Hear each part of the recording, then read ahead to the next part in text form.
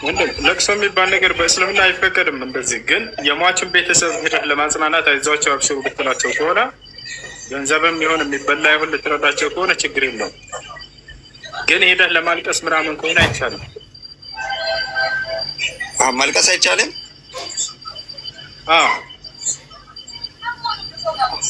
አንድ ቤት አድርጋ። እሺ ሌላ ጥያቄ ከሌለህ አንዴ ያሰላም ያለው ሰላም በአላህ ሰላም ያሰላም ይባረካል። አንድ ቤት አድርጉት።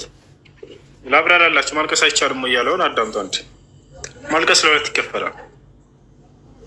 ሀዘን ተሰምቷችሁ በሞተው ሰው ምክንያት የዛኔ ሳታስቡትንባቸው ቢወርድ ይሄ ችግር የለውም። ይሄ ማልቀስ በነቢያችን ሰለላሁ ዐለይሂ ወሰለም ጊዜ ልጃቸው ኢብራሂም በሞተው ጊዜ አልቅሰዋል። ሰለላሁ ዐለይሂ ወሰለም በካ ረሱሉላህ ሰለላሁ ዐለይሂ ወሰለም የውመ ማተ ኢብራሂም ፈቂለ ለሁ አተብኪ አንተ በዕድ ያ ረሱለላህ ፈቃል ኢነ ልዐይነ ለተድመዕ ወኢነ ልቀልብ ለየሕዘን ወኢነ ዐላ ፊራቅ ኢብራሂም ለመሕዘኑን አሉ። ልጃቸው ኢብራሂም በሞተ ጊዜ ነቢ ሰለላሁ ዐለይሂ ወሰለም አለቀሱ። እንባቸው ሲወርድ ጊዜ ሰሓቦች ደነገጡና ጠየቋቸው፣ እንዲ እርሶ የሚያለቅሳሉ? እንዲ አሏቸው። ልቤ አዝናለች፣ ልቤ ኢነ ልዐይን ለተድመዕ አይን ታለቅሳለች፣ ወኢነ ልቀልብ ለየሕዘን ልብም ታዝናለች፣ ወኢነ ዐላ ፊራቅ ኢብራሂም ለመሕዘኑን አሉ። ልጄ ኢብራሂም ስለተለየ እናዝነናል ብለው ነቢ ሰለላሁ ዐለይሂ ወሰለም አለቀሱ። ያ ግን ሳያስቡት እንጂ አውቆ ሆን ብለው እንደ ሁለተኛ አለቃቀስ ሰዎችን አውቆ ልባቸውን ለመስበር ልባቸውን ለማሳዘን እየተባለ የሚደረግ ለቅሷል። የሀገራችን ለቅሶ እንደዚህ አይነት አይደለም። ቁጭሉና እናቶቻችን ልክ ሰውየው ከሞተ ከሳምንት በኋላ የሆነ ቤተሰብ ዝናምን ሲመጣ መቀነታቸውን ታጠቅሉና መጣን ተናበ ከአዲስ አበባ ይነሱና መገንን እንዳው ደህና ሴት ነበረች እኮ ነው ሰው ቀጥ ብላት አይገራም ሲያቡለት አንዷ በዚህ ስታልፍ ባይቻት እኮ እንዳው ደህና ነበረች ሞተች ተብሎ ይለቅሰ እንደህነት ምን ተባብለን ነበር?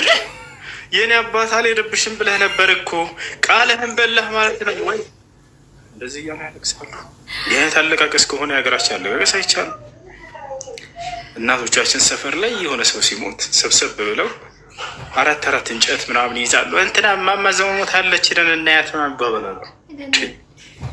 ከዛ እነሱና ይሄዳሉ መንገድ ላይ ደህና እያወሩ እንዳ ከወፍጮ ቤት አሁን መጥቼ ሊጡንም ገብ አድርጌ መጥቼ ነው እንዳው እንትና ሞታለች ሲሉኝ እማማ ዘመን እንዳው ለመሄድ ልሄድ ብዬ መጣሁኝ። እንዳው እኔ ገና እንጀራውንም አልጋገርኩኝ እንዳው ምን እንደማደርግ አደናግሮኛል። ይሄዳሉ።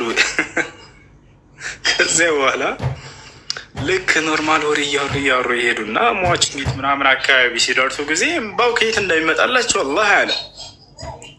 እምባ ከየት እንደሚመጣላቸው አላህ አለም። ልክ ሟች ቤት አጠገብ ሲደርሱ መገነን እንዳው ሰው ቀጥ ብሎ ተይገራ ምችልሽ እኮ አለታናው ከጅዳ መጣና ተብሎ እንዳው ብዙ ሰዓት ቆየ እኮ ሲያግብታ ተብሎ ሲንዳና አስተግፍሩላህ ወአቱቡ ኢለይህ እንዴ ተላቀሳለ።